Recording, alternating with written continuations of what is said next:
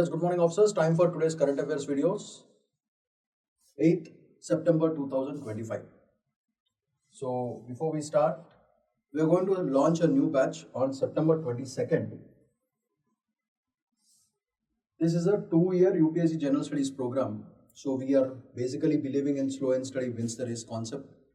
So, for all the new aspirants, you can start early, slowly pick up your pace, and then you can clear the exam. What are we offering in this particular program? We are going to train you for both prelims as well as mains in general studies. You will have NCERT classes along with 19 books will be provided to you, stationary updated books, and special feature is one-to-one mentorship program where any doubts are there, anything is there, how to write an answer, how to approach a question and all that, you can directly speak with a mentor. Then you will have recorded classes just in case if you miss any offline class, you can have recorded classes so that you will never miss the class. And apart from that, after doing all these things, you will be provided with practice questions in both prelims as well as mains. And then finally, current affairs classes exclusively so that you can connect all what you have read with the current information which is available in the newspapers. Like that, you will be able to link static concepts with dynamic concepts, and then it becomes good for your preparation. And you can have more probability of success in your UPSC exam. So please don't forget, the batch starts on September 22nd. If you have any queries, you can call 81211919985 or you can mail to sriramIAS.com.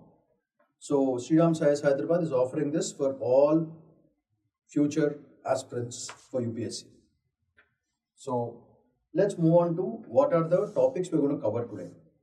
So 5 major topics are there. Let's have a quick glance at what is each of the topic. First topic, a complex turn in India's FDI. So very important for GS2 as well as GS3. Next, graying with grace. This talks about demography, old age.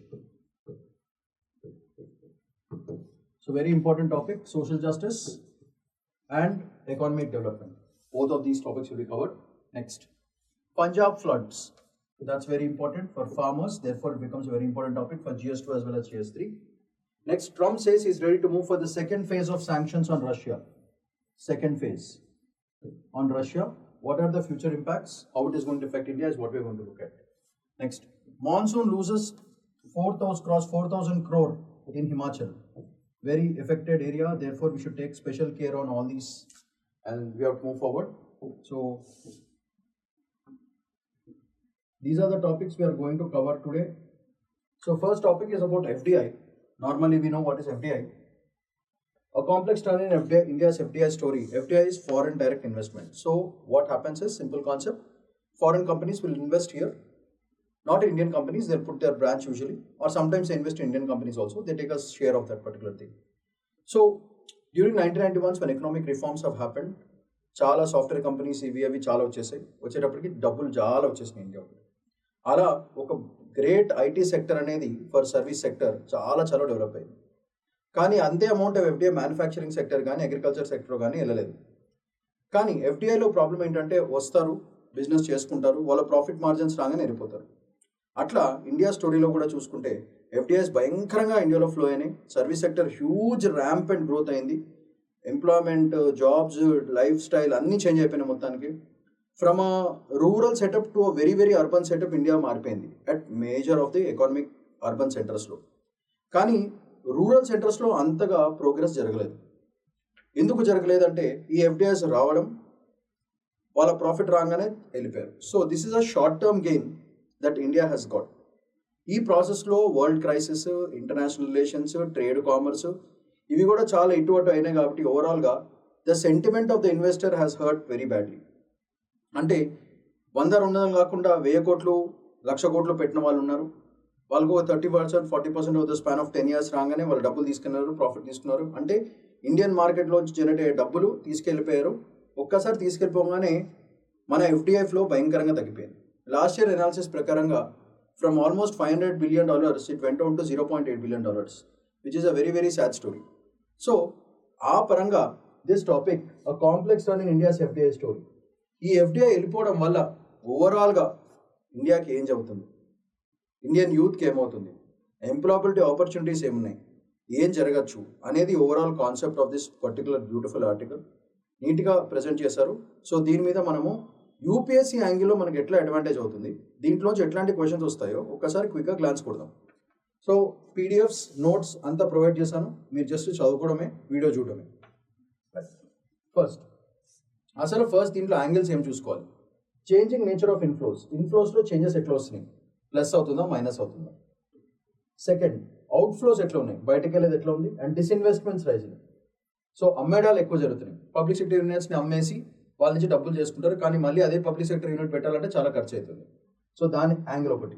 Next, week net position ఎందుకు ఉంది, why is there a weak net position over the span of 20 years 15 to 20 years ఎందుకు అట్లా అవుతుంది. And finally, structural and global dimensions ఏమున్నాయి, what are the factors which has affected all these things. ఈ angles మనం చూసుకోవాలి and పాలసీలో ఏమేమి changes తీసుకురావాలి. These are the angles in which we have to analyse the whole article. ఇలా చేసుకోవడం వల్ల మనకి మార్క్స్ ఎక్కువ వచ్చే ఛాన్స్ ఉంటుంది, because we have a structured answer. So first point ఏంటంటే, first FDI inflows touched $81 billion in 2024-25. Very good. Service sector వల్ల చెప్పాను కదా, service sector, finance, IT, hospitality ఇవన్నీ బాగా డామినేట్ చేశాయి. అది సడన్గా బాగానే ఉంది, ఇది బాగానే ఉంది. కానీ మ్యానుఫ్యాక్చరింగ్ సెక్టర్ చూసుకుంటే అది మాత్రము డ్రాప్ టు 12%, విచ్ ఇస్ ఎందుకు ఇలా జరుగుతుంది, why is this happening is because short term profit flows అందరూ చూసుకుంటున్నారు. డబ్బులు పెడతారు, 5, 6, 10 yearsలో వాళ్ళకి 40 to 50% ప్రాఫిట్ వచ్చేస్తుంది మార్జిన్, డబ్బులు తీసుకుని వెనకాలకి వెళ్ళిపోతారు.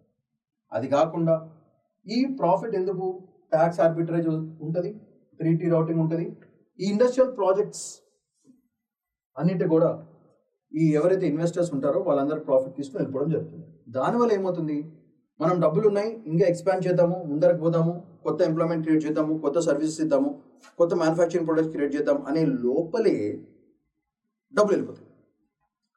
అంటే దీనివల్ల ఏమవుతుంది, ఇండస్ట్రియలైజేషన్ ప్రాసెస్ బాగా దెబ్బతింటుంది. So industrialisation process goes down very badly.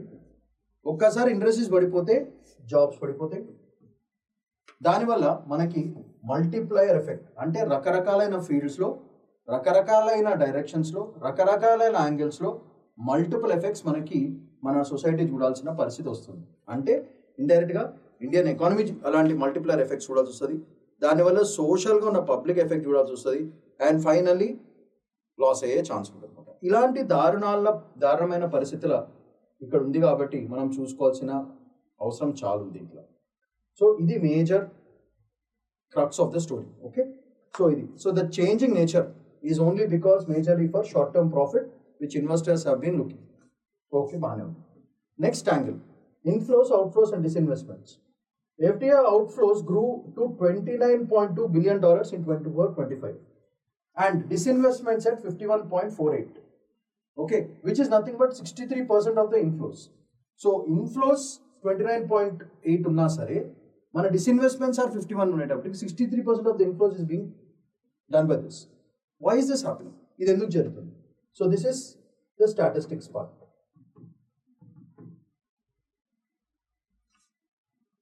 So ఇది మేజర్గా అప్పుడే ఇన్వెస్ట్ చేసిన టైంలోనే కోవిడ్ రావడం జరిగింది. So Covid repatriation was $153.9 billion.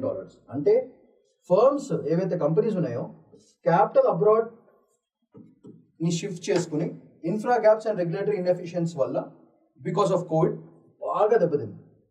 దానివల్ల ఏమైపోయింది, గ్యారంటీ లేదు. So this leads to know guarantee. అంటే ఏమవుతుంది, పాలసీస్ ఏవైతే క్రియేట్ చేసామో అవన్నీ కూడా అన్ప్రెడిక్టబుల్ అయిపోతాయి. ఏమవుతుందో తెలియదు, ఏం జరుగుతుందో తెలియదు. మీరు డబ్బులు ఒక చోట పెట్టారు, ఎపిడెమిక్ వచ్చింది, మొత్తం క్లోజ్ అయిపోయింది. మీరు డబ్బులు ఉంచాలా తీసేయాలా అని ఆలోచిస్తారు. సో 100 కోట్లు పెట్టిన వాళ్ళు సడన్గా 100 కోట్లు 120 కోట్ల నుంచి టక్కుమంటే 60 కోట్లకు వచ్చింది అనుకోండి, మీకు కూడా డడక్మంటది, తీసుకుపోతారు, వద్దురా బాబు అని చెప్పి డబ్బులు తీసుకెళ్ళిపోతారు. ఆ ప్రాసెస్లో ఏమైపోయింది, ఆ సెక్టర్ అంతా కూడా ఎఫెక్ట్ అవుతుంది. ఆ సెక్టర్లో పనిచేసే వాళ్ళందరూ కూడా ఎఫెక్ట్ అవుతారు. ఓవరాల్గా సోషల్గా ఎకనామికల్గా భయంకరంగా దెబ్బపడిపోతుంది. సో ఇదే టైంలో వచ్చిన బెటర్ గ్లోబల్ ఆపర్చునిటీస్ ఏమైనా ఉంటే ఈ డబ్బులు ఇక్కడికి షిఫ్ట్ అవ్వడం జరుగుతుంది అన్నమాట. దానివల్ల capital flight reduces, domestic investment భయంకరంగా పడిపోతుంది, అండ్ టెక్ ఇన్ఫ్లోస్ కూడా భయంకరంగా తగ్గిపోతుంది. ఎందుకు? దేర్ విల్ బి అక్కడ ప్రాస్పెక్ట్ లేదు, ఇండియాలో ప్రాస్పెక్ట్ లేదు, సో ఎందుకు మన డబ్బులు మనం తీసుకుని వేరే చోట ఇన్వెస్ట్ చేద్దాము అన్న ఒక ఐడియాలజీకి ఇన్వెస్టర్స్ వచ్చారు. సో అవుట్ఫ్లోస్ భయంకరంగా పెరిగిపోవడం జరిగింది. సో ఎఫ్డిఐ అవుట్ఫ్లోస్ బయటకు పోతే ఏమవుతుంది? మార్కెట్లోంచి డబ్బులు వెళ్ళిపోతాయి. సో క్యాపిటల్ లేనప్పుడు బిజినెస్ ఏం చేస్తాము? చేయడం కుదరదు అనమాట. సో అది ఒక పరిస్థితి, అవుట్ఫ్లోస్ అండ్ డిస్ఇన్వెస్ట్మెంట్స్. ఇది ఒక angle. Third angle that we have to look is, ఇలా ఇన్ఫ్లోస్ వచ్చి అవుట్ఫ్లోస్ ఎక్కువ అయ్యేటప్పటికి నెట్గా ఏమవుతుంది? పొజిషన్ నెగిటివ్ అయిపోతుంది. So the net retained FDI was only 0.4 billion. ఒక్కసారి మీరు జాగ్రత్తగా చూస్తే look at the inflows 81.2 billion and ఫైనల్గా నెట్ 0.4 బిలియన్. అంటే ఎన్ని డబ్బులు ఎగిరిపోయినా ఆలోచించండి. అంటే లిటరల్గా 100 రూపాయలు ఇన్వెస్ట్ చేస్తే ఫైనల్గా మనకు మిగిలింది 10 రూపాయలు. అది పరిస్థితి. సో ఎందుకు ఇట్లా జరిగింది? రీపాట్రియేషన్స్ అన్ని తీసేసుకోవడం, డిస్ఇన్వెస్ట్మెంట్స్, గ్రాస్ ఇన్ఫ్లోస్ రికవరీ అంతా కూడా భయంకరంగా తగ్గిపోయింది. ఎందుకు అంటే కాన్ఫిడెన్స్ అనేది లేదు, ఎస్పెషల్లీ డొమెస్టిక్ ఎకోసిస్టంలో లేదు ఆఫ్టర్ దట్ కోవిడ్ ఎఫెక్ట్. దీనివల్ల ఏమైపోయింది? మన ఫారెక్స్ కుషన్ అంటే ఫారెన్ ఎక్స్చేంజ్ కుషన్ ఏదైతే ఉందో, డబ్బులు వెనకాల తీసుకుంటే వాళ్ళు ఇప్పుడు ఫర్ ఎగ్జాంపుల్ ఒక అమెరికన్ కంపెనీ ఇన్వెస్ట్ చేసింది ఇండియాలో, వాళ్ళు డబ్బులు వాపస్ తీసుకున్నప్పుడు డాలర్స్లో తీసుకుంటారు, డాలర్స్లో మనం పే చేయాల్సి వస్తుంది. అప్పుడు ఏమవుతుంది? మన దగ్గర ఉన్న ఫారెక్స్ రిజర్వ్ ఏదైతుందో అది బాగా తగ్గిపోతుంది. సో ఫారెక్స్ కుషన్ ఎగిరిపోయింది. దానివల్ల బ్యాలెన్స్ ఆఫ్ పేమెంట్స్ బిఓపీస్ భయంకరంగా ఎఫెక్ట్ అవుతుంది అన్నమాట. సో ఇలా ఈ వీక్ నెట్ పొజిషన్స్ వల్ల ఫైనల్గా మన ఫారెక్స్ కుషన్ తగ్గిపోవడం జరుగుతుంది, as well as balance of payments దెబ్బతింటాయి. సో నెట్ పొజిషన్ వీక్గా ఉంటే foreign exchange as well as ఇది, these are the impacts which India has facing right now. అయితే నెక్స్ట్ చూసుకుంటే structural and global dimensions. First barriers చాలా ఎక్కువ ఉన్నాయి. Regulatory opacity అంటే it is not transparent, it is opaque. అంటే information కానీ ఇది కానీ మనకు క్లియర్గా ఉండదు. Next legal unpredictability and governance gaps చాలా ఉన్నాయి. ఇవి మేజర్గా ఉన్న స్ట్రక్చరల్ ఇష్యూస్ మాట. First is barriers, second regulatory opacity, third legal unpredictability. ఏమైనా ఇదైనా సరే మనకి లీగల్ సిస్టమ్ క్విక్గా ఉండదు కాబట్టి వాళ్ళు కూడా భయపడి వెళ్ళిపోతున్నారు. And finally governance angle. మన దాంట్లో మినిస్టర్లు, ఎమ్మెల్యేలు, డిపార్ట్మెంట్ వాళ్ళు అందరూ కలిసి చేసే స్కామ్లు అవన్నీ మనకి ఎట్లుంటే తెలిసిందే. అట్లా కూడా పబ్లిక్ కూడా ఎట్లా స్కామ్ చేస్తారో తెలుసు. కంపెనీస్ మన చోట సేఫ్గా ఉన్నారా లేదా అంటే ఏదైనా సరే ఫైనల్గా డబ్బులు పెట్టేవాడు సేఫ్గా ఫీల్ అయితేనే డబ్బులు ఉంచుతాడు. డబ్బులు ఏదో రిస్క్ అవుతుంది, ఏదో అవుతుంది అంటుంటే ఎందుకు పెట్టుకుంటాడు? పెట్టుకోకుండా తీసుకుపోతాడు. అట్లనే మొత్తం అని ఎగిరిపోయింది. దీనివల్ల ఏమైపోయింది? మన దగ్గర ఉన్న మ్యాక్సిమం డామినేషన్ ఏ కంట్రీ నుంచి వస్తుంది? సింగపూర్ నుంచి అండ్ మారిషస్ నుంచి భయంకరంగా వస్తున్నాయి. ఎందుకంటే ట్యాక్స్ హేవన్స్ కాబట్టి. Mauritius FDI dominated by Singapore and Mauritius tax havens. Traditional partners like US, UK, Germany reduced exposure. వీళ్ళు తగ్గించుకున్నారు, మనం తగ్గించుకోలేదు. దానివల్ల ఏమైపోయింది? 50% ట్యాక్స్ హబ్స్ పెట్టడం జరిగింది. Indian outflows go to developed countries. So మన దగ్గర వచ్చిన డబ్బులన్నీ కూడా మళ్ళీ రీఇన్వెస్ట్ చేసి they went off to these FDI benefited companies like US, UK, Germany, Singapore వీళ్ళందరికీ మళ్ళీ డబ్బులు వాళ్ళకి వాపస్ వెళ్ళిపోయింది. దీనివల్ల short term rent seeking flows జరిగినాయి and erosion of credibility in FDI భయంకరంగా తగ్గిపోయింది. So these are the effects which have happened because of structure and global dimensions. స్ట్రక్చరల్గా మన ఇంట్లో సిస్టమ్ సరిగా లేదు, బయట సిస్టమ్ వాళ్ళు కాకుల్లా గద్దలాగా వెయిట్ చేస్తున్నారు. మనకు పడంగానే ఆ డబ్బులన్నీ వాళ్ళ దగ్గరికి వెళ్ళిపోయినాయి. ఇది story line. So structural and global డైమెన్షన్స్లో ఇది యాంగిల్. నెక్స్ట్ పాలసీ పాత్, ఫ్యూచర్లో ఏం చేసుకోవాలి? India needs long term technology intensive FDI కావాలి మనకి, అది వెరీ ఇంపార్టెంట్ మనకి. So this is one point you have to mention. ఒక స్టేబుల్ పాలసీ, ఇన్ఫ్రా అప్గ్రేడ్స్ కావాలి, ఇన్స్టిట్యూషనల్ ట్రస్ట్ కావాలి, ఫోకస్ ఏమో మ్యానుఫ్యాక్చరింగ్ మీద ఉండాలి. అందుకే క్లీన్ ఎనర్జీ అండ్ టెక్నాలజీ అనేది చాలా ఇంపార్టెంట్. సో ఈ ట్రస్ట్ పెరగాలంటే మన focus should be on manufacturing and clean energy. Next quantity driven నుంచి క్వాలిటీ డ్రివెన్కి వెళ్ళడం అనేది చాలా ఇంపార్టెంట్ సొల్యూషన్. దానివల్ల ఏమవుతుందంటే రెసిలియన్స్ పెరుగుతుంది. రెసిలియన్స్ పెరిగితే మోర్ ట్రస్ట్ ఫ్యాక్టర్ పెరుగుతుంది, ఇన్వెస్ట్మెంట్స్ పెరుగుతాయి, దానివల్ల జాబ్స్ పెరుగుతాయి. జాబ్స్ పెరిగినంటే ఇన్వెషన్స్ పెరుగుతాయి, ఇండస్ట్రియల్ కాంపిటేటివ్నెస్ కూడా భయంకరంగా పెరుగుతుంది. సో ఇలా మనము పాలసీ ఎట్లాంటి ప్లాన్ చేసుకోవాలంటే ఇవన్నీ ఫీచర్స్ ఉండేటట్టు ప్లాన్ చేసుకుంటే మనకి ఫ్యూచర్లో ఎఫ్డిఎస్ వచ్చినా సరే ఆ ఎఫ్డిఎస్ ఎక్కడ పోకుండా మన దగ్గర జాగ్రత్తగా ఉంటాయి. So capital remains, therefore we can always create something new with capital. అలా this article fundamentally speaks about this matter. So ఈ ఆర్టికల్ నుంచి మనం పాసిబుల్ క్వశ్చన్స్ ఏం చూసుకోవచ్చు from mains perspective. So mains perspective చూసుకుంటే వరల్డ్ ఆర్డర్ డైరెక్ట్ ఇన్వెస్ట్మెంట్ అంటే ఏంటి? So this is a very important question for prelims as well as mains, రెండింటికి చాలా చాలా యూస్ఫుల్. సెకండ్, ఎఫ్డిఐ మ్యాగ్నెట్ అంటే ఏంటి? What is FDI magnet? How can you pull FDIs into your country? Next, ఈ FDI కాకుండా FIIs ఉంటాయి, that is foreign institutional investors. FDI అంటే ఒక సింగిల్ కంపెనీ లేకపోతే ఇండివిజువల్ ఇన్వెస్ట్ చేస్తారు. ఎఫ్ఐఐస్ అంటే group of companies, big firms కాదు, ఒక group of people will come, foreign institutions will start investing. So వాటి వల్ల ఎఫెక్ట్స్ ఏంటి? సో ఇది మనకి ఎకానమీ పర్స్పెక్టివ్లో చాలా చాలా ఇంపార్టెంట్ అవుతుంది, మెయిన్స్ పర్స్పెక్టివ్లో. అండ్ ఇండైరెక్ట్ ట్రాన్స్ఫర్స్ అంటే ఏంటి? What are indirect transfers and their effects? So ఇది మెయిన్స్ పర్స్పెక్టివ్లో చాలా చాలా important. So effects of this, ఇది మనము జాగ్రత్తగా గుర్తుపెట్టుకోవాలి. సో ఈ యాంగిల్ నుంచి మనం చూసుకుంటే world order investment, FDI magnet అంటే ఏంటిది, ఎఫ్డిఐ ఎఫ్ఐ కలిపితే ఒక ఓవరాల్ కంట్రీని ఎట్లా షేప్ చేయొచ్చు, అండ్ ఫైనల్లీ ఇండైరెక్ట్ ట్రాన్స్ఫర్స్ వల్ల ఎఫెక్ట్స్ ఏంటి, పాజిటివ్ ఏంటి, నెగిటివ్ ఏంటిది అనేది మనం చూసుకోవాల్సిన perspectives from this particular beautiful article. నేను ప్రొవైడ్ చేసిన నోట్స్ మీరు గుర్తుపెట్టుకోండి. All the notes have important points, so please don't forget that part. The next very nice topic for today is greying with grace. అంటే greying అంటే ముసలోళ్ళు అవడం. ఆ ముసలోళ్ళు అవడం కూడా ఎట్లా అవ్వాలి? గ్రేస్ఫుల్గా కావాలని ఓవరాల్ ఐడియా. సో బేసికల్గా ఈ topic talks about demographic dividend. అంటే వర్క్ ఫోర్స్ ముసలోళ్ళు అయిపోతూ ఉంటుంటే when they become old, the percentage of work force will reduce. So okay, కానీ ఈ గ్రే గ్యాంగ్ అంతా కూడా they have contributed so much for the country through work, through policies, through lot of things.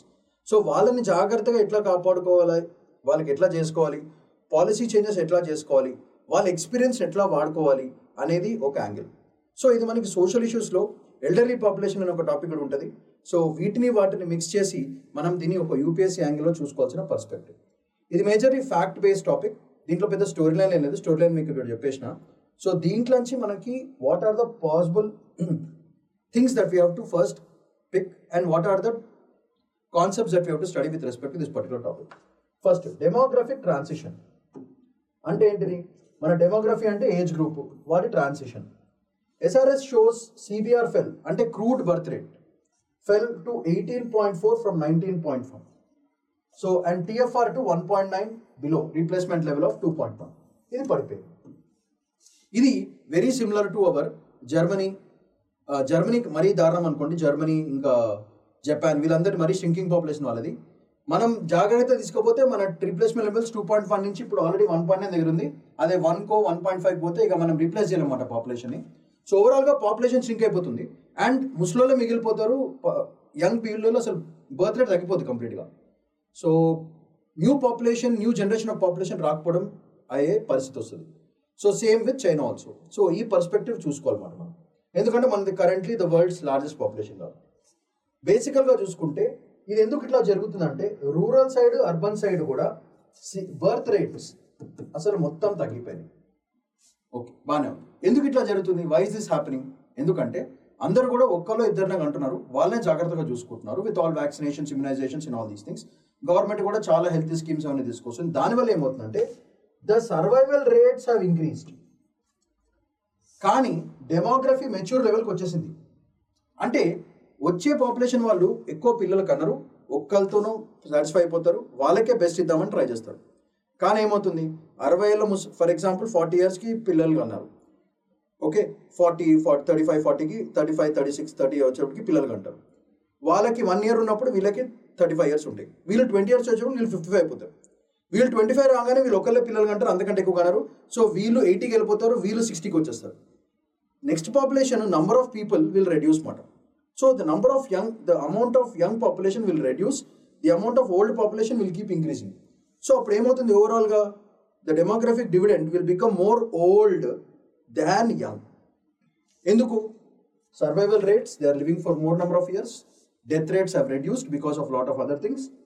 And దీనివల్ల ఏమవుతుందంటే India will slowly enter in to low fertility ఫేజ్కి వెళ్ళిపోతుందన్నమాట. Population యాంగిల్స్లో there are 4 phases. We are coming from P3, we are going to P4 phase.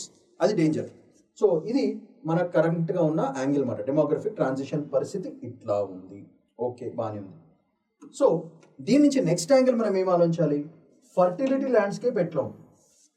చాలా variations across different states. Example statistics ప్రకారంగా చూసుకుంటే Bihar highest CBR crude birth rate 25.8, TFR 2.8. Okay, total fertility rate. Tamil Nadu lowest CBR 12. Delhi the lowest TFR 2.1 total fertility rates. So ఇది చూసుకుంటే ఈ regional gaps ఎందుకు వస్తున్నాయి? What is the reasons for this kind of thing? First literacy ఒకటి, health care schemes, socio economic status. ఈ మూడు are the drivers, but negative drivers మాట. ఈ రేట్స్ ఎందుకు ఇంత హైగా ఉన్నాయి? బికాస్ లిటరసీ లేదు, అదొక ప్రాబ్లం. క్రూడ్ బర్త్ రేట్ 25.8 ఉంది, టోటల్ ఫర్టిలిటీ రేట్ 2.8 ఉంది. సో ఎంత డేంజరస్ అది? సో అది మనం ఆలోచించాల్సిన major point. Next northern belt చూసుకుంటే Bihar, UP, Rajasthan, Chhattisgarh sustains high fertility. So పిల్లలు బాగా అంటారు, కానీ సస్టైనబిలిటీ ఎంత ఉంది వాళ్ళది? దానివల్ల అన్ఈవెన్ డెమోగ్రఫిక్ ప్రెషర్స్ భయంకరంగా ఉన్నాయి. సదర్న్ పార్ట్ ఆఫ్ ద కంట్రీలో బర్త్ రేట్స్ తగ్గిపోయినాయి because more survival rates, people are more educated. దానివల్ల ఏమవుతుందంటే the number of babies which are being born are less. పాపులేషన్కి అది మంచిదే, but future 30 years down the line what will happen అది ఆలోచించుకోవాలి. బీహార్ లాంటి నార్థన్ పార్ట్స్ ఆఫ్ స్టేట్లో ఏమవుతుంది? ఫర్టిలిటీ రేట్స్ బాగానే ఉన్నాయి, కానీ సస్టైనబిలిటీ రేట్స్ వాళ్ళని ఎంత ప్రోగ్రెసివ్గా డెవలప్ చేస్తున్నాం అనేది ఏమీ లేదు. సో అదొక పెద్ద ప్రాబ్లం అయిపోయింది. So these are all the situations and statistics with respect to fertility landscapes. అయితే what are the reasons for decline? ఎందుకు ఇట్లా జరుగుతుంది? Delhi, West Bengal, Tamil Nadu, Maharashtra with TFR is below 2.2, 2 కంటే తక్కువ ఉంది. మనకు 2.1 ఉండాలి. ఎందుకు? అర్బనైజేషన్ వల్ల, ఉమెన్ ఎడ్యుకేట్ బాగా అవ్వడం, సో తొందరగా వాళ్ళు పెళ్లి చేసుకోరు, దర్ఫోర్ వాళ్ళు కూడా 25-30 వచ్చేందుకు పెళ్లి చేసుకోవట్లేదు. హెల్త్ కేర్ మస్తు దొరుకుతుంది, అండ్ మ్యారేజెస్ డిలే అవ్వడం అది పెద్ద problem. And rising cost of child rearing, అంటే పిల్లల్ని పెంచాలంటే చాలా డబ్బులు అవుతున్నాయి. అందుకే ఇద్దరు వైఫ్ అండ్ హస్బెండ్ వర్క్ చేస్తున్నారు, వచ్చిన డబ్బులన్నీ పిల్లల్ని పెంచడంలో అయిపోతుంది. వాళ్ళని సేవ్ చేసుకుని పెన్షన్స్ పెట్టుకుని ఇవన్నీ చేసుకున్నప్పటికీ ఉన్న డబ్బులు అంతా అంటే money as a resource, income as a resource is not sufficient. ఆ పరిస్థితికి వచ్చేసారు బేసికల్గా. దానివల్ల accelerated democratic shift, slowing population growth. These are the reasons, these are the impacts which you are able to see. Statistics ప్రకారంగా చూసుకుంటే, ageing చూసుకుంటే early share rose to 9.7%, 1 yearలో 9.7%, up 0.7% in year. అంటే ఆలోచన ఒకసారి. కేరళకేమో హైయెస్ట్ ఎల్డర్లీ రేట్ 15% ఉన్నారు. So this will become a prelims question. Followed by Assam, Delhi and Jharkhand at lowest. So దీంట్లో ఏమవుతుంది? యంగ్ పాపులేషన్ ఎక్కువ ఉన్నారు అర్థమాట. Next rising old age dependency, అదొక పెద్ద factor. And regional imbalance in ageing కూడా భయంకరంగా ఉంది. సో డెమోగ్రఫీ ఓవరాల్గా మీన్ అనేది కరెక్ట్గా లేదు ప్రస్తుతానికి. Either they are extremely old or they are extremely young. ఈ బేస్ ఉంది. దాని మధ్యలో వాళ్ళకి కావాల్సిన basic facilities in terms of education కానీ, హెల్త్ కేర్ కానీ, స్కీమ్స్ కానీ, వ్యాక్సినేషన్ కానీ, దీంట్లో కూడా there is a lot of diversification and there is a lot of gap. ఈ గ్యాప్ వల్ల ఏమవుతుందంటే డెమోగ్రఫీకి ఒక ప్రాపర్ మీన్ ఏజ్ లేదు. దానివల్ల policy making becomes very very difficult. ఎందుకంటే వీళ్ళకి పనిచేసే స్కీమ్స్ వాళ్ళకి పనిచేయవు, వాళ్ళకి పనిచేసే స్కీమ్స్ వీళ్ళకి పనిచేయవు. అట్లాంటి పరిస్థితి వస్తుంది. So these are the drivers of decline. ఎందుకు ఇట్లా డిక్లైన్ అవుతుంది అండ్ ఏజింగ్ ప్రొఫైల్ ఏంటో ఇది పరిస్థితి. సో దీనివల్ల మనం చూసుకుంటే దీనివల్ల ఇంప్లికేషన్స్ ఏంటి? ఇలా చేయడం వల్ల ఏమవుతుంది? 1.46 billion facing shrinking work force, ఇది major point that you have to mention. And growing elderly base, ఇది కూడా ఒక problem. So this will lead to a concept called shrinking population. Very very important for films as well as mains. చాలా చాలా important ఇది shrinking population concept. ఇది బేసికల్గా example Japan, Germany, China, ఈ మూడిట్లో కూడా ప్రస్తుతానికి డెవలప్డ్ అండ్ మంచి మంచి కంట్రీస్లో ఉన్న పరిస్థితి అది. చైనా, జపాన్, జర్మనీ వాళ్ళందరూ కూడా shrinking population. India will have to see that. దానివల్ల ఏమవుతుందంటే TFR 2.1 కంటే కిందకి వెళ్ళిపోయి 1.5, 1.4 టచ్ అయిపోయింది అనుకోండి, బిలో రీప్లేస్మెంట్ ఫర్టిలిటీ లెవెల్స్కి వెళ్ళిపోతాయి. అంటే కొత్తగా పుట్టిన వాళ్ళు కూడా ఉన్న పాపులేషన్ని డిస్ప్లేస్ చేయలేరు. వీళ్ళు చచ్చిపోవాలి, వీళ్ళు పుట్టిన వాళ్ళు కూడా తక్కువ మందే పుడతారు. సో ఓవరాల్గా పాపులేషన్ తగ్గిపోతుంది. పాపులేషన్ తగ్గిపోయింది అనుకోండి, వర్క్ ఫోర్స్ తగ్గిపోతుంది, డెమోగ్రఫిక్ డివిడెండ్ తగ్గిపోతుంది, అంటే జీడిపి తగ్గిపోతుంది, నేషనల్ ఇన్కమ్ తగ్గిపోతుంది. అది పరిస్థితి వచ్చేస్తుంది అనమాట. సో దీనివల్ల because of longer life spans. అది కాకుండా ఈ ఎల్డర్లీ పాపులేషన్ జాగ్రత్తగా చూసుకోవాలంటే పెన్షన్స్ ఇవ్వాలి, హెల్త్ కేర్ ఇవ్వాలి, ఎల్డర్లీ కేర్ తీసుకోవాలి, సోషల్ సెక్యూరిటీ, ఇదేమో మన బాధ్యత. సో వాళ్ళని బ్యాలెన్స్ చేయాలి. కొత్త పాపులేషన్ వచ్చే వాళ్ళకి ఇన్ఫ్లేషన్ అడ్జస్టెడ్ కాస్ట్ కూడా అడ్జస్ట్ చేసుకోవాలి. So the planning that is required is very very huge. అది మేజర్గా ఐడియా. సో mobility support with balancing demographic dividend is a need of the hour. ఇది మనకున్న ఓవరాల్ పరిస్థితి. సో క్రూడ్ బర్త్ రేట్ అంటే మీకు తెలిసిందే, ఎవ్రీ 1000 మందికి ఎంతమంది పుడుతున్నారు, ఎంతమంది సక్సెస్ఫుల్గా పుడుతున్నారు, వాళ్ళ ఫర్టిలిటీ రేట్స్. TFR అంటే టోటల్ ఫర్టిలిటీ రేట్. అంటే ఆడవాళ్ళు పుట్టినప్పుడు how many healthy babies are they able to give and 1 year వరకు ఉంటున్నారా లేదా అనేది overall idea. Maternal mortality rate, infant mortality rate మీకు ఆల్రెడీ తెలిసింది. సో ఇవి బేసికల్గా మనం చూసుకోవాల్సిన concept with respect to this article. దానివల్ల ఎల్డర్లీ పాపులేషన్కి వచ్చే న్యూ డెమోగ్రఫీకి ఎట్లా బ్యాలెన్స్ చేస్తున్నాం అనేది overall idea.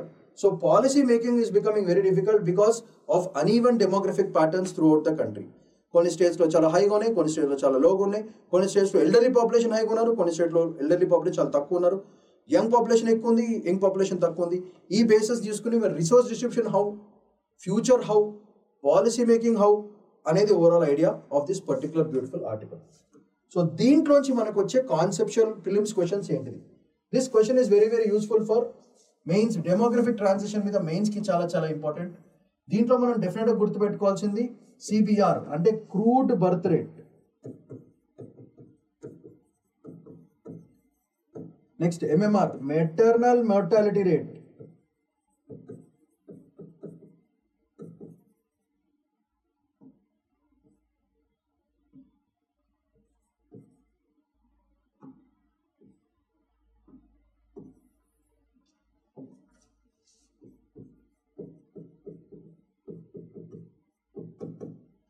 Next TFR total fertility rate.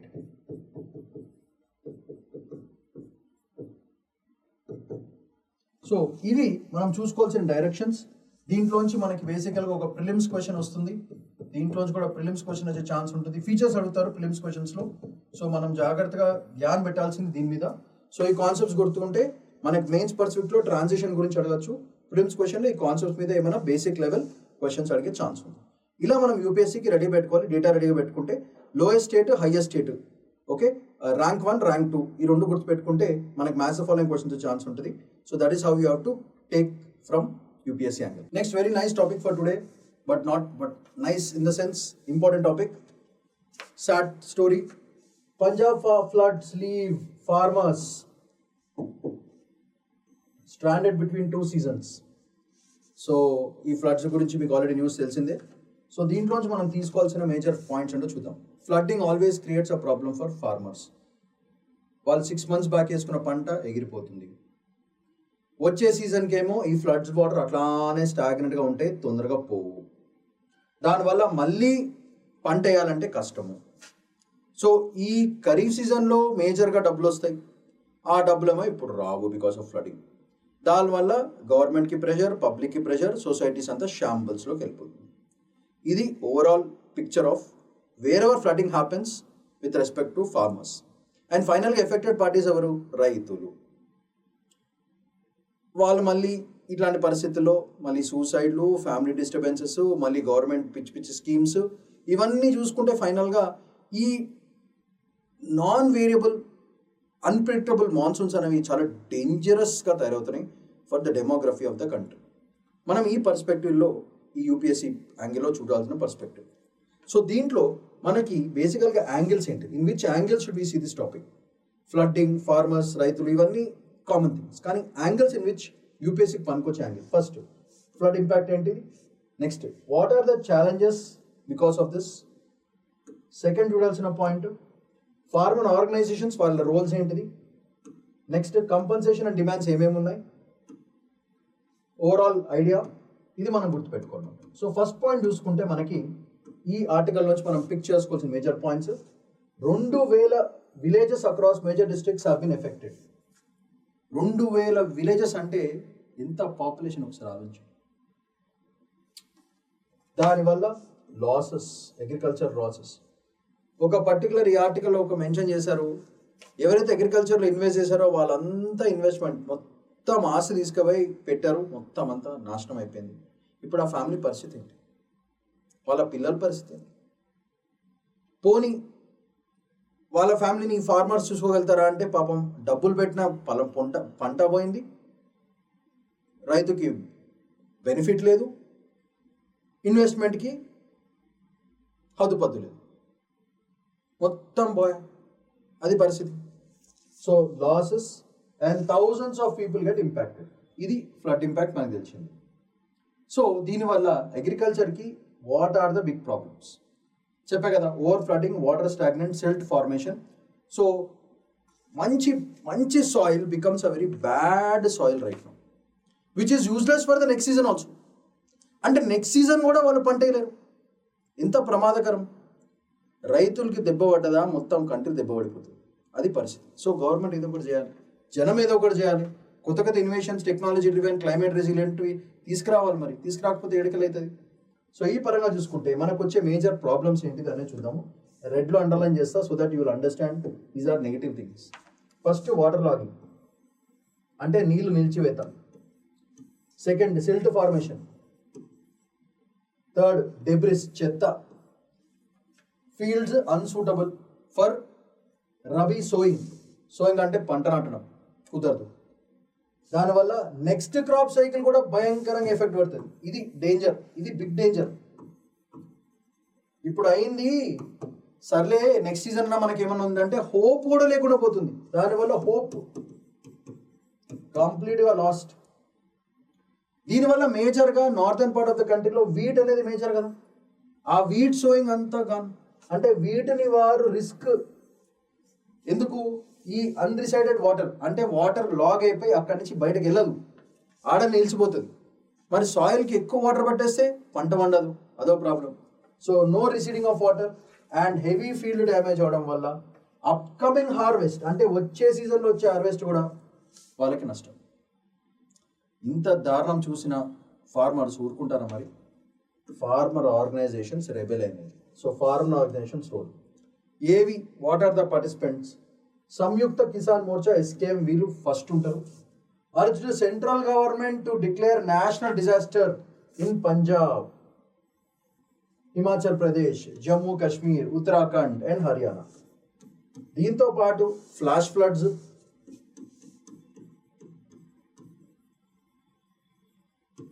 Cloud burst, land slides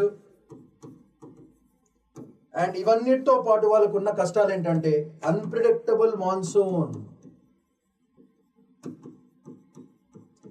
ఇవన్నీ కూడా ఏమవుతుంది, ఇవన్నీ క్లైమేట్ చేంజ్కి సంబంధించిన విశేషాలు. అండ్ టూ మచ్ అర్బనైజేషన్ అవుతుంది చాలా రూరల్ ఏరియాస్లో కూడా. ఏడబడితే ఏడ సిమెంట్ స్ట్రక్చర్స్ పెట్టేస్తున్నారు, ఫారెస్ట్లు ఎత్తేస్తున్నారు, పంటలు ఎగరబెట్టేస్తున్నారు. Rural lands are getting convert in to private lands and corporate lands. ఏమవుతుంది మరి? Over destruction. ఎకోసిస్టమ్ మొత్తం ఫట్. ఎకోసిస్టమ్ పోతే మళ్ళీ రీబిల్డ్ చేసుకోగలుగుతామా? ఆ ఎకోసిస్టమ్ బిల్డ్ కావడానికి కొన్ని లక్షల సంవత్సరాలు పట్టింది అట్లాంటి సాయిల్ కానీ ఇవన్నీ డెవలప్ కానికి. ఒక్కసారి మనం 2 నిమిషాలు తీసేస్తాం, మళ్ళీ అది క్రియేట్ చేయాలంటే ఎడికల్ క్రియేట్ అవుతుంది. దేవుడు కూడా పిచ్చిలేస్తుంది ఇట్లా చేస్తే. అది పరిస్థితి. నెక్స్ట్ డెమోక్రటిక్ కిసాన్ సభ. వీళ్ళేమో సివియర్ బ్రీచెస్ ఇన్ రివర్ ఎంబాంక్మెంట్స్ పోతున్నాయి. దానివల్ల క్రాప్స్ గయా రికవరీ ఎఫెక్ట్స్ భయంకరంగా ఉండాలి. ఇది కాకుండా Bharatiya Kisan Union Ekta Dakaunda highlighted crop losses especially in paddy. గయా అర్జెంట్ కంపన్సేషన్ కావాలి, ఫీల్డ్ రీహాబిలిటేషన్ కావాలని వీళ్ళ కోరికలు. ఇప్పుడు గవర్నమెంట్ దగ్గరేమో ఎఫ్డిఐలు కూడా సక్కలేవు, ఎఫ్ఐలు కూడా సక్కలేవు. అది పరిస్థితి. మళ్ళీ వీళ్ళకి ఎట్లా, how do we have to compensate? So వీళ్ళు ఫైట్ చేయడం right, there is no doubt about it. National disaster కింద అన్నాడు, that is also required because it is going to affect so many families. Of course government will do something about it, but ఎంత వరకు అనేది overall idea. So compensation, farmer organizations are demanding immediate relief with compensation set at sustainable levels for crop and livestock losses. వీళ్ళము policy changes కూడా తీసుకురావాలి so that safeguard for rural economy and food security is very very important. ఇది మన పరిస్థితి, overall story line of this Punjab farmers, flood flash, cloud burst and all these things. So ఇది మనం చూడాల్సిన angles. So దీంట్లోంచి మనకి ఓవరాల్గా చూసుకుంటే ఇది flood impact, massive agriculture infrastructure damage జరిగింది. Kharif and rabi seasons both are very important for farmers. Water logging వల్ల భయంకరంగా ఎఫెక్ట్ అయింది. Next water presence and delaying sowing దీనివల్ల. నెక్స్ట్ కంపన్సేషన్ డిమాండ్స్, ఎస్కేఎం వీళ్ళందరూ యూనియన్స్ వీళ్ళందరూ గొడవపడడం జరిగింది. And policy pressure from major farmer organization వస్తుంది. సో దానికి directly related to vote structures. therefore they have to do something. So ఇది perspective. ఒక్కసారి ఇట్లాంటి ఒక దెబ్బ పడంగానే ఏమైపోతుంది, సోషల్గా ఎకనామికల్గా ఎఫెక్ట్ అవుతారు. సో బేసికల్గా ఏమైందంటే all will lead to SEP concept, అంటే సోషల్లీ ఎకనామికల్లీ పొలిటికల్గా ఎఫెక్ట్ అవుతారు కాబట్టి this will lead to vote bank మాట. ఇది political angle. Next social angle, farmers వీళ్ళు ఎఫెక్ట్ అయితే మన జీడిపి దెబ్బతింటుంది, నేషనల్ ఇన్కమ్ దెబ్బతింటుంది, ఫుడ్ సెక్యూరిటీ దెబ్బతింటుంది. ఇవన్నీ దెబ్బతింటే సోషల్గా పోతుంది. సోషల్గా పోయేటప్పటికి ఏమవుతుంది, గ్లోబల్ పర్స్పెక్టివ్లో ఏమవుతుందంటే ఇండియా ప్రస్తుతానికి టైట్ సిచ్యువేషన్ ఉంది, మనం ఎవరు పోవద్దని ఇన్వెస్ట్మెంట్స్ ఎగిరిపోతాయి. ఇది పరిస్థితి. ఇట్లాంటి దారుణమైన పరిస్థితి ఇండియా చూడాల్సి వస్తుంది. చూడకుండా ఉంటే బాగుంటుంది. Therefore government should do something about it as soon as possible. So ఇట్లాంటి దాంట్లోంచి మనకు వచ్చే క్వశ్చన్ పర్స్పెక్టివ్స్ ఏమన్నా ఒకసారి క్విక్గా క్లాస్ కొడదాం. First agriculture monsoon vulnerabilities very very important for your mains question. ఈ జాగ్రఫీ యాంగిల్లో చాలా చాలా ఇంపార్టెంట్. ఇది జాగ్రఫీ జిఎస్2 సోషల్ జస్టిస్లో చాలా ఇంపార్టెంట్. నెక్స్ట్ ఫ్లడ్స్ని వచ్చే floods is filled with too much amount of water కాబట్టి ఫ్లడ్స్ని కన్వర్ట్ చేసుకోవడం. So utilise smart utility of floods. Flood వాటర్ని డైవర్ట్ చేయడం అంటే బేసికల్గా డైవర్షన్ అండ్ యూజ్. ఈ పర్స్పెక్టివ్లో దీని ఒక పాజిటివ్ యాంగిల్. ఫ్లడ్స్ పడినప్పుడు వాటర్ లాగింగ్ సిస్టమ్స్ ఎట్లా పెట్టుకోవాలంటే ఆ వచ్చే వాటర్ అంతా డైవర్ట్ చేసి కెనాల్ సిస్టమ్కి డిస్ట్రిబ్యూట్ చేసి ఒక ఫిష్ బోన్ కెనాల్ సిస్టమ్ ఒకటి చెప్పాను నేను, ఆల్రెడీ వీడియో ఉంది. ఆ ఫిష్ బోన్ కెనాల్ సిస్టమ్ని వాడుకుని ఎట్లా చేయొచ్చు అని కూడా ఆలోచించవచ్చు. సో దిస్ ఒక డిఫరెంట్ పర్స్పెక్టివ్ ఆలోచించుకుని మెయిన్స్కి చాలా useful. Next urban flooding, too much urbanization వల్ల వచ్చిన ప్రాబ్లమ్స్ మెయిన్స్కి చాలా చాలా ఇంపార్టెంట్. నెక్స్ట్ ఖరీఫ్ రబీన్ క్రాప్ లిస్ట్ మన దగ్గర ఉండాలి, very very important for all UPSC aspirants. Prelims పర్స్పెక్టివ్లో చాలా ఇంపార్టెంట్. అండ్ రివర్ సిస్టమ్స్ ఇవన్నీ కూడా సత్లజ్ బియాస్ ఇవన్నీ కలిసి కొట్టిన దెబ్బ కాబట్టి ఈ రివర్ సిస్టమ్స్ మీద కంప్లీట్గా ఒక మెయిన్స్ క్వశ్చన్ ఎక్స్పెక్ట్ చేయొచ్చు మనము. సో ఈ పర్స్పెక్టివ్లో మనం ఆలోచించాలి. నార్త్లో పడింది కాబట్టి ఈ పంజాబ్ చుట్టూ ఉన్న పంజాబ్ అంటారు అనమాట, ఆ place where 5 rivers meet. So ఆ 5 river సిస్టమ్స్ని జాగ్రత్తగా చదువుకుని దాని బౌండరీస్ దాని ఫ్లో ప్యాటర్న్స్ మన ఫిలిమ్స్కి చాలా చాలా ఇంపార్టెంట్. ఈ పర్స్పెక్టివ్లో ఈ న్యూస్ మనల్ని ఎడిట్ చేసుకుని యూపీఎస్సీకి వాడుకోవాలి. Another important and geopolitically very important topic is Mr. Trump, that cute boy, is again putting second sanctions on Russia. So second phase of sanctions, already first phase oil embargo ఇవన్నీ చేసినాడు, second ఫేజ్కి రెడీగా ఉన్నాడు. So ఇది factual based data. So జియోపొలిటికల్గా impacts on India అనేది very important బేసికల్గా. So ఈ topic నుంచి మనకు ఓవరాల్గా స్టోరీ లైన్ ఏంటంటే యుఎస్ శాంక్షన్స్ ఆన్ రష్యా, ఇది మనకు తెలిసిందే. నెక్స్ట్ శాంక్షన్స్ ఏం పెడుతున్నారు, సెకండ్ ఫేజ్ అంటున్నాడు. దీంట్లో కూడా ఏం చేస్తారంటే tariffs on countries that purchase Russian oil. వాళ్ళ బాధ అంతా రష్యన్ ఆయిల్ వేరే వాళ్ళు కొనుక్కుంటున్నారండి.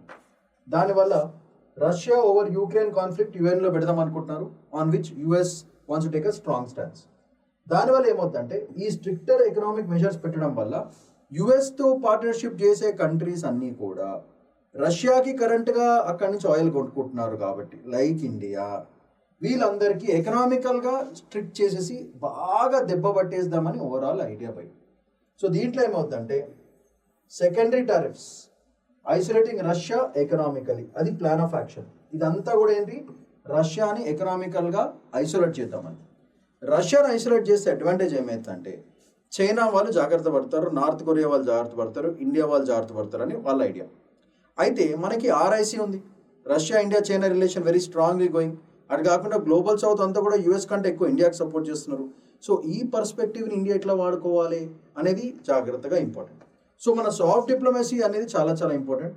బేసికల్గా ఓవరాల్ డీల్ చూసుకుంటే the secret sauce of this whole dilemma is rare earth metals in Ukraine. అది ఓవరాల్ ఐడియా. అది ఎట్లయినా ఆ మార్కెట్ని మొత్తం క్యాప్చర్ చేద్దామని యూఎస్ రెడీగా ఉంది. రష్యా వాళ్ళు పైప్ లైన్ ఇష్యూ ఉన్నారు కానీ రష్యా వాళ్ళకు కూడా రేర్ ఎర్త్ మెటల్సే వెరీ ఇంపార్టెంట్. ఇండియా కూడా చూసుకునేది critical earth metals and rare earth metals మీదనే కాన్సన్ట్రేషన్. సో ఇవన్నీ EU ఇంకా యూఎస్ డిస్ట్రిబ్యూట్ చేయాలని వాళ్ళ ప్లాన్. అదే ప్లాన్ నుంచి మన యూక్రెయిన్ ప్రెసిడెంట్ వచ్చి అడగడం జరిగింది, ఇండియా షుడ్ డూ సంథింగ్ అని చెప్పేసి. సో ఆ పర్స్పెక్టివ్ కూడా ఎందుకు అడిగాడు, ఎందుకంటే మనము రష్యాకి మంచి ఫ్రెండ్స్ కాబట్టి. సో ఒక ఫ్రెండ్ అడిగితే ఏమైనా చేస్తాడేమని వాళ్ళ ఐడియా. కానీ అక్కడ ఉన్నది ఓవరాల్ విలన్ ఎవరు, యుఎస్. సో ఇక్కడ చూసుకుంటే డిప్లొమాటిక్ టెన్షన్ తీసుకొచ్చి గ్లోబల్ మార్కెట్స్ని భయంకరంగా దెబ్బతింటారు. ఎస్పెషల్లీ ది ఎనర్జీ సెక్టర్కి అయితే భయంకరమైన దక్కబడుతుంది. ఎందుకంటే కరెంట్గా ఇప్పుడు ఏంటంటే ఆయిల్ కంటే ఎక్కువ రేర్ ఎర్త్స్ అండ్ ఇవి గ్రీన్ ఎనర్జీ సోర్సెస్ మీద ఎక్కువ డిమాండ్ ఉంది. So the last part of the oil race is what is going on right now. So ఆ పర్స్పెక్టివ్లో ఆలోచించాలి. సో దీనివల్ల దుబాయ్ అండ్ అదర్ కంట్రీస్ బాగా దెబ్బతినే ఛాన్స్ ఉంటాయి. So need for phase 2 sanctions అసలు ఎందుకు పెట్టాలి, ఎందుకు నీడ్ ఏంటి? phase 1 శాంక్షన్స్ ఫెయిల్ అయినాయి కాబట్టి. రష్యాస్ యాక్షన్స్ ఆన్ యూక్రెయిన్ ఏం తగ్గలేదు. పొద్దునే news the most important building of Ukraine walls కూడా బ్లాస్ట్ చేసి పడేసిన రష్యా వాళ్ళు. దీనివల్ల ఏం చేస్తారు, how do they want to do this is penalties పెంచడం. రష్యా మీద penalties and all the people who are doing trade with Russia వాళ్ళకి పెనాల్టీస్. దానివల్ల ట్రేడింగ్ పార్ట్నర్స్ ఇంక్రీజ్ అయ్యి ఓవరాల్గా రష్యా మీద దెబ్బ పట్టదని ఓవరాల్ ప్లాన్. దానివల్ల కౌంటర్ మెజర్స్ ప్రొవోక్ చేయడము అండ్ అలయన్సెస్ని బ్రేక్ చేయడము అండ్ ఫైనల్లీ ఇంటర్నేషనల్ ఇంప్లికేషన్ తీసుకొస్తే ఈ పెద్ద పెద్ద ఆర్గనైజేషన్స్ అన్ని కూడా రష్యాని కంట్రోల్ చేస్తారని ఒక ఎక్స్పెక్టేషన్. సో దీనివల్ల ఏమవుతుందంటే ఇన్స్టెబిలిటీ ఇన్ ఓవరాల్ గ్లోబల్ స్పేర్లో ఇన్స్టెబిలిటీ క్రియేట్ అవుతుంది. డిప్లొమాటిక్ టైస్ భయంకరంగా ఎగిరిపోతాయి. ఇది ఓవరాల్ చేసుకుని target is to isolate Russia. అది ఓవరాల్ యాంగిల్ వాళ్ళది, రష్యాని కంప్లీట్గా ఐసోలేట్ చేయాలి. ఇది కోల్డ్ వార్ టైం నుంచి నడుస్తున్న ఇష్యూనే. సో ఇది బేసికల్గా యాంగిల్. సో దీనివల్ల గ్లోబల్ ఎనర్జీ ట్రేడ్ మీద ఎట్లా దెబ్బ పడుతుంది, అది major point. First, secondary sanctions make it riskier for countries to import Russian oil and supply chains కూడా చాలా కాంప్లికేట్ అయిపోతాయి. దీనివల్ల Russia's major source of revenue భయంకరంగా దెబ్బపడిపోతుంది. దానివల్ల రష్యన్ ఎకానమీ దెబ్బపడిపోతుంది. ఎనర్జీ ఇంపోర్టింగ్ నేషన్స్ ఎవరైతే రష్యన్ ఆయిల్ ఇంపోర్ట్ చేసుకుంటున్నారో వాళ్ళకి డిఫికల్ట్ అవుతుంది ప్రొక్యూర్మెంట్కి. దానివల్ల వాళ్ళకి షార్టేజెస్ వస్తాయి. షార్టేజెస్ వస్తే ప్రైస్ భయంకరంగా పెరిగిపోతుంది. ఆయిల్ ప్రైస్ భయంకరంగా పెరిగిపోతుంటే వాళ్ళ ప్రతి కంట్రీలో ఉన్న డబ్బులు మ్యాక్సిమం ఎనర్జీ కావాలి కాబట్టి ఫ్యూయల్కి ఎక్కువ స్పెండ్ చేయాల్సి వస్తుంది. డొమెస్టిక్ డిమాండ్ భయంకరంగా తగ్గిపోతుంది. అలా కంట్రీస్ జీడిపిస్ ఎకనామీస్ అన్ని వీకెన్ అయిపోతాయి. కంట్రీలో జస్ట్ లైక్ ఒక ఫ్యామిలీలో డబ్బులు తక్కువ అయిపోతే ఎట్లా షేక్ అవుతామో కంట్రీస్ మొత్తంలో డబ్బులు తక్కువ అయిపోతే పడిపోతుంది. సో అది పరిస్థితి. అట్లాంటి ఒక పరిస్థితి తీసుకొచ్చడం వల్ల ఏమవుతుందంటే గ్లోబల్ ఆయిల్ ప్రైజెస్ భయంకరంగా పెరిగిపోతాయి. ఎప్పుడైతే గ్లోబల్ ఆయిల్ ప్రైస్ పెరిగిందో ఆ ప్రతి కంట్రీ యొక్క ఇన్ఫ్లేషన్ భయంకరంగా పెరుగుతుంది. దానివల్ల ఎకానమీస్ కూలిపోతాయి. ఇలాంటి దారుణమైన పరిస్థితి తీసుకొచ్చినప్పుడు ఎందుకురా గొడవ, మనం యుఎస్తోనే వెళ్ళిపోదాము, రష్యాని వదిలేద్దాము అని ఒక నోషన్ ట్రేడింగ్ పార్ట్నర్స్కి వచ్చేస్తుంది. దాన్ని ప్రివెంట్ చేయడానికే రష్యా పిచ్చే ట్రయల్ చేస్తుంది. ఇండియా ఏమో మంచిగా ప్రశాంతంగా కూల్గా యుఎస్ ఏం పిక్కుంటావు పిక్కో, మా దారి మాకున్నాయని ఇండియా రెడీగా ఉంది. సో కానీ ట్రేడింగ్ పార్ట్నర్స్ భయంకరంగా ఎఫెక్ట్ అయితే రష్యా ఐసోలేట్ అయ్యే ఛాన్స్ ఉంటుంది. సో ఇది పరిస్థితి. దీనివల్ల ఇండియాకి ఏంటి, what is in it for India? మనమేమో ప్రస్తుతానికి Russian oil buyer, biggest oil buyer. దానివల్ల ఎనర్జీ సెక్యూరిటీ మనది బాగుంది. కానీ యుఎస్ అండ్ యూతో టైస్ కూడా మనకు చాలా చాలా important. So it is a perfect balance వేసుకోవాలి. ఇప్పుడు రష్యాని హ్యాపీ పెట్టుకోవాలి, యుఎస్ EU వాళ్ళని కూడా పెట్టుకోవాలి. Because both these are good markets for us and both these export and import balance, trade balance భయంకరంగా బ్యూటిఫుల్గా ఉన్నాయి. ఇప్పుడు ఏది దెబ్బ కొట్టినా సరే దాని ఓవరాల్ ఇంపాక్ట్ అన్నిటి మీద పడుతుంది. సో అది ప్రివెంట్ చేసుకోవాలి. ఇప్పుడు ఈ వెస్టర్న్ పెనాలిటీస్ పట్టడం వల్ల ఏమవుతుంది, మనకు డబ్బు ఖర్చు ఎక్కువ అవుతుంది. దానివల్ల India's economic interest and diplomatic strategies భయంకరంగా రిస్క్లో పడే ఛాన్స్ ఉంటుంది. దీనివల్ల India to recalibrate it's foreign policy and trade strategies వచ్చే పరిస్థితి ఉంటుందన్నమాట. మీరు రష్యాతోనే ఉంటారా లేదా మీరు మా వైపు వచ్చేస్తారా? ఎప్పుడూ ఇండియా కూడా నాన్ ఐలాండ్ ఉంటుంది మ్యాక్సిమమ్. అరే నీతో కాదు మాకు ఏది బెనిఫిట్ ఏదో మేము చేసుకుంటామని మన గ్రేట్ జేమ్స్ బాండ్స్ కూడా చాలాసార్లు చెప్పారు. మోడీ గారేమో ముందుకు పోతూనే ఉన్నారు, ఏం ఆలోచించలేదు. ఎందుకంటే వెనకాల డిప్లొమాటిక్ యాంగిల్ అంత స్ట్రాంగ్ ఉంది. ఏం కాదు, మీరు టెన్షన్ అవ్వద్దు, మీరు ఫ్లోలో ఉండి, ఎందుకంటే India is going to reach the third largest economy as soon as possible. అదొక యాంగిల్ మనకు చాలా చాలా ఇంపార్టెంట్. దానివల్ల ట్రేడ్ టెన్షన్స్ క్రియేట్ అయితే డిప్లొమాటిక్ ఛాలెంజెస్ ఇంటర్నేషనల్ రిలేషన్స్లో especially with EU and US ఖచ్చితంగా ఉండే ఛాన్స్ ఉంది. సో దీన్ని మనం భయపడాలా వద్దా? Should we go head or not? Because most important thing for us is our own national interest, our own energy security, not what US will think, what EU will think. మనకి ఏది benefit అయితే చేసుకుంటూ పోవడమే. అదే international relations. ఈరోజు మనం కొంటాం, రేపొద్దున మనం మాట వినలేదు, యూఎస్ వాళ్ళు శాంక్షన్స్ వేస్తారు, వేసుకొని మనం స్టేబుల్గా ఉన్నామని మొన్న రిపోర్ట్ వచ్చింది. So no tension. సో దీనివల్ల ఏమవుతుంది, రష్యా యూఎస్ కొట్లాడుకొని మనకెందుకు, ఫైనల్గా ఏదో స్టేజ్లో వాళ్ళు కాంప్రమైజ్ అవుతారు కదా. అప్పుడు ఆ టైం కల్లా ఇండియా జబ్ రైజ్ అయిపోవాలి. అప్పుడు యూఎస్ రష్యా ఇద్దరు మన వైపు వచ్చేసారు అనమాట. అప్పుడు US and Russia both of them and their trading partner should come under the umbrella of India. India అంబ్రెల్లాకి వస్తేనే కదా ఇండియా సూపర్ పవర్ అయ్యేది. ఆ లాజిక్ మనం ఎప్పుడు మర్చిపోకూడదు. That is the diplomatic angle that our great fellows are thinking right now. So this is the angle. So strategy and resulting issues ఇవి ఉన్నాయి. సో జియోపొలిటికల్ కాన్సిక్వెన్స్ ఏమవుతుంది, శాంక్షన్స్ వరల్డ్ అలయన్సెస్ మొత్తం reshape అయ్యే chance ఉంటుంది. This one important point. దానివల్ల కొంతమంది Russia నుంచి distance దూరం వెళ్ళిపోయే ఛాన్స్ ఉంది because of US sanctions, while others కొంతమంది క్లోజ్ అయ్యే ఛాన్స్ ఉంది. సో ఒక ప్లస్ ఒక మైనస్ ఉంది, ఒక ప్లస్ ఉంది. సో న్యూట్రల్ అయిపోతుంది. సో మ్యూచువల్ కోఆపరేషన్ వల్ల ఇది ఒక ఇష్యూ. నెక్స్ట్, దీనివల్ల trade and diplomatic relations may face new hurdles and global stability మీద కొంచెం దెబ్బ పడుతుంది. దానివల్ల యాజ్ ఐ టోల్డ్ యూ కొత్త వరల్డ్ ఆర్డర్ వచ్చే ఛాన్స్ ఉంది, especially with new currencies and all these things, dedollarisation programmes and all these things వల్ల కొత్త వరల్డ్ ఆర్డర్ వచ్చే ఛాన్స్ ఉంది. సో ఆ వరల్డ్ ఆర్డర్ ఎట్లా పడుతుంది, దానివల్ల coordinator responses to global issues ఎట్లా ఉంటాయి అనేది కూడా చాలా డివిజన్స్, పొలారిటీ పెరిగిపోతుంది బేసికల్గా. All these things will reach to the concept of polarity again. But today it is not bipolar, but it becomes multipolar అయిపోతుంది. అది డేంజర్ మనకి. సో ఈ మల్టీపోలారిటీని ఎట్లా ఇండియా బ్యాలెన్స్ చేస్తున్నారు అనేది overall crux of the article, అది చూసుకోవాలి. సో దీంట్లోంచి మనకు వచ్చే పర్స్పెక్టివ్ క్వశ్చన్స్ ఏంటి, ఏం రావచ్చు. First, new world economic order, very very important for mains. Second, వాళ్ళు ఒక కొత్త కౌన్సిల్ స్టార్ట్ చేశారు, ట్రేడ్ అండ్ టెక్నాలజీ కౌన్సిల్ అని.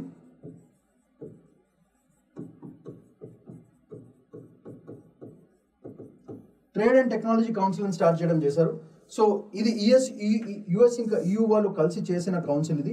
ఇది బేసికల్గా రేట్స్ ఎట్లా మాట్లాడుకోవాలి, ఏం చేసుకోవాలి, డిప్లొమాటిక్గా రష్యన్ ఎట్లా దొక్కాలి, ఇవన్నీ కూడా ఈ ట్రేడ్ అండ్ టెక్నాలజీ కౌన్సిల్లో చేశారు. సో ఇది కౌన్సిల్ కాబట్టి మనకి mains as well as prelims question, prelims and mains రెండింటికి చాలా చాలా ఇంపార్టెంట్.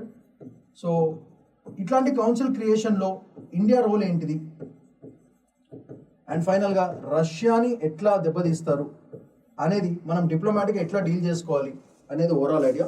ఈ పర్స్పెక్టివ్లో ఈ ఆర్టికల్ నుంచి మనం తీసుకోవాల్సిన మేజర్ పాయింట్స్ ఇవి. The next important topic for today is monsoon losses cross 4,000 crore in Himachal. అసలే హిమాచల్కి పరిస్థితి కొంచెం ఇటు అటు ఉంటుంది. దీంట్లో 4,000 కోట్లు పోయినా అంటే వాళ్ళకి ఏమైతే అర్థం కాదు. సో బేసికల్గా దీన్ని మనం చూసుకుంటే స్కేల్ ఆఫ్ లాసెస్ చూద్దాం ఫస్ట్. అసలు ఎంత దారుణాలు అయినాయి because of this flash floods ఇవన్నిటి వల్ల. 4,079 కోట్లు ఫసాక్. రీజన్స్ కొన్ని మ్యాన్ మేడ్, కొన్ని natural. Cloud bursts, flash floods, land slides. From June నుంచి సెప్టెంబర్ లోపల 4,000 కోట్లు పోయినాయి. ఎందుకు? Prolonged and intense rainfall. దానివల్ల వాళ్ళ ఎసెట్స్, వాళ్ళ ప్రాపర్టీస్ అన్నీ కూడా ఫసాక్. ఎసెట్స్ గాన్, రోడ్స్, బిల్డింగ్స్ అన్నీ ఫసాక్, మడ్ బ్రిక్స్ హౌసెస్ ఫసాక్. జమ్మూ కాశ్మీర్లో పరిస్థితి ఎందుకు ఇట్లా జరుగుతుంది? వై?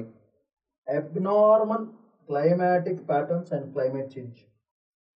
దానివల్ల increased precipitation and extreme events భయంకరంగా జరుగుతుంది. దీనివల్ల స్టేట్స్ ఎకానమీ అండ్ రీసోర్సెస్ రెండు కూడా సెట్ బ్యాక్ అయిపోయింది. ఇప్పుడే హ్యాపీగా అట్లా డెవలప్ అవుతున్న స్టేట్ ఫాట్ మనీ ఈ న్యాచురల్ డిజాస్టర్స్ వల్ల లాస్. సో ఇది scale of losses angle. Next, human toll. దీంట్లో deaths 366 deaths reported, including 203 in rain related incidents, వర్షాల వల్ల. 42 ఏమో ల్యాండ్ స్లైడ్స్ వల్ల, 17 ఏమో క్లౌడ్ బర్స్ వల్ల, 9 ఏమో ఫ్లాష్ ఫ్లడ్స్ వల్ల, 163 in accidents. Look at the statistics. Statistics are so bad. Missing people, 41 people still missing. So basically prevention and rescue efforts baane unnai gaani not at the best.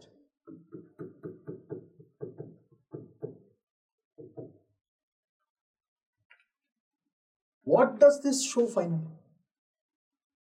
మనం అన్నీ కూడా prevention కంటే accident అయిపోయిన తర్వాత rehabilitation మీద ఎక్కువ concentrate చేస్తాం. So మనం ఇప్పుడు ఈ ఇన్సిడెంట్ నుంచి మనం ఇండియా నేర్చుకోవాల్సిన పాయింట్ ఏంటంటే, there is a heavy need for warning systems. So, early warning system and preparedness is the whole idea. Idi manaki mains perspective lo super important, because so many flash floods, so much has happened in our country for the last so many days. Next, వీటి వల్ల infrastructure ఏమైంది? 869 blocked roads including 3 national highways, 1572 disrupted transformers and 389 water schemes are completely affected. దానివల్ల ఏమవుతుంది? Connectivity గాయా, power గాయా, water supply గాయా, మళ్ళీ relief operations చేయాలి కదా. So ఇవన్నీ పోతే relief operations and restoration to normalcy severely hampered. ఇవన్నీ మళ్ళీ ఫామ్లో తీసుకురావాలంటే ఎన్ని రిలీఫ్ ఆపరేషన్స్, దానికి ఎంత ఖర్చు అవుతుంది, గవర్నమెంట్ ఎంత బడ్జెట్ పెట్టాలి, ఏంది పత.